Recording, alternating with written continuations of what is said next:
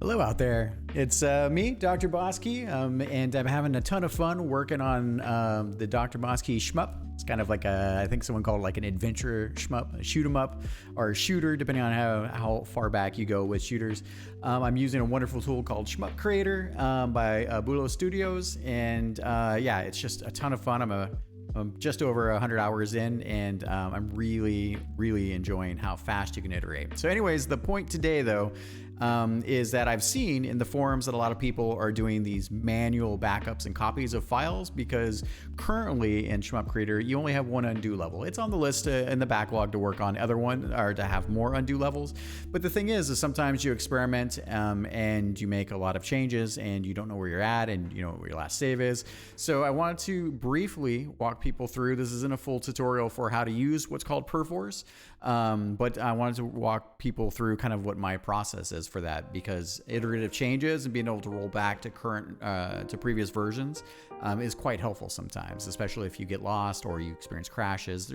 Everything's been pretty stable, but you just never know when something's going to go wrong, and you want to be able to have the ability to go back in time. And essentially at a high level, what Perforce does is it creates copies of your files, and then it stores them in a database, and it allows you to very easily go back to previous revisions. It's pretty easy. Perforce is free for a small indie team, I think under 10 people, and I don't get anything. They're not affiliated. No one's paying me to do this. I just thought I would share my workflow. So here we are. I've got SMUP Creator here.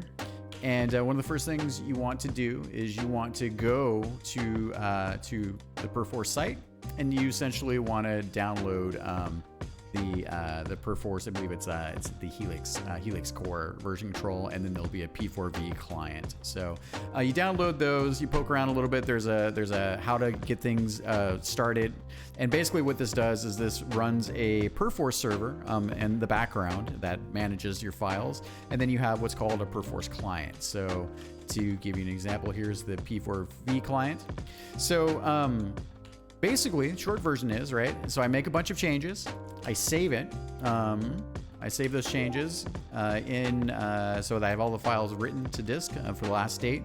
I go into Perforce, you make sure that you have your essentially your game directory checked out. You don't want to check out anything else. So for instance, in this case, your path would be, depends on where you put your SMUP Creator install, but documents, Bulo Studios, games.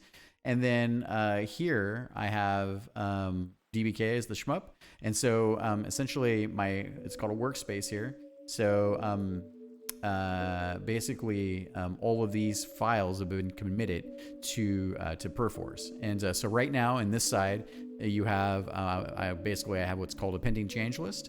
And you can see right now I basically have all of these files checked out. So it's very easy to check things out. This isn't a how-to again for Perforce, just showing you that you can do it. And if you what's the most important thing here, right, is that if you commit files to a read-only state, because that's basically what it does, right, is it changes just the file. Here, I'll give you an example. So you can go to Show and Explore, Windows in this case, also works for Mac, I believe. So, and what it will do is, in Windows, it'll basically, you can have your attribute on a file, and it'll be either in read-only or write state. So if you check out the engine file, if you leave the engine files in a read-only state, this is why you don't commit those to Perforce, the editor will crash. It'll try to write to those files, and then it'll crash. So you definitely don't want to do that. So, and so the way that I work with this basically is, and I'll show you here. So I have a Delta. So I'm going to I check out all the files in my game directory. You can check out only the ones you need, but this is just a cheap way of doing it for me. So and so basically what I do is I check them all out, and I'll show you that process in a second. But I'm going to make a commit. So not every file in my directory, and you can see a lot of these are one-of-one for the game box, for the dot waves, the waypoints, all of these things. I haven't had more than one revision. Because I just haven't modified them. But for instance, you can see here, like I have 23 revisions of the gamebox.waves_back asset, right? And that's 23 or 23. Whenever I commit new enemies to the game box or new logic, anything like that, make changes to the level, or the players or anything like that, I am essentially making changes to those local files, right? Nothing special there. So I check everything out because I'm just lazy. I right click. I revert if unchanged. All that means is that the files that haven't been changed locally, and Perforce knows because it's all committed to the database, that it will revert all of those.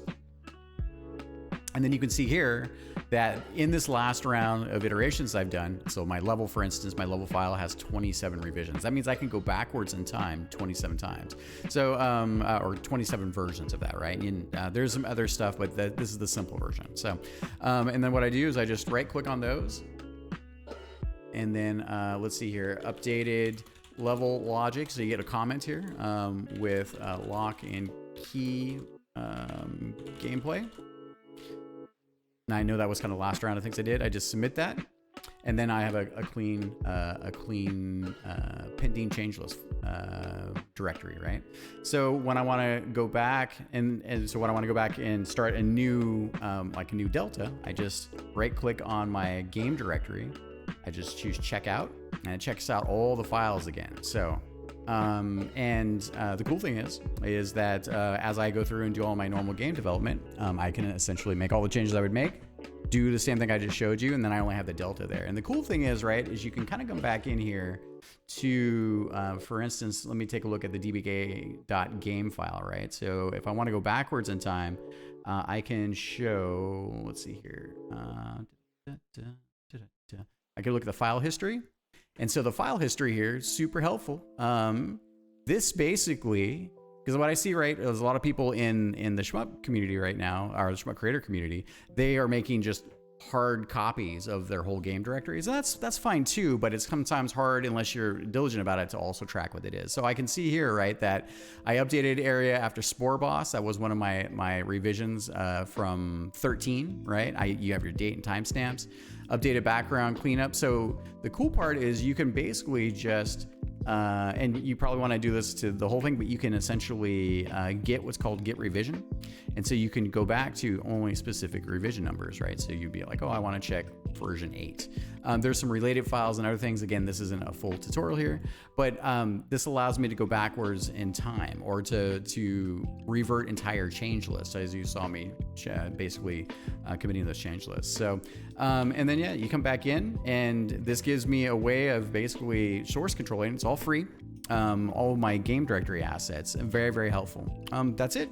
If you have questions, feel free to put them into the SHMUP Creator channel. You can ask me here in YouTube as well.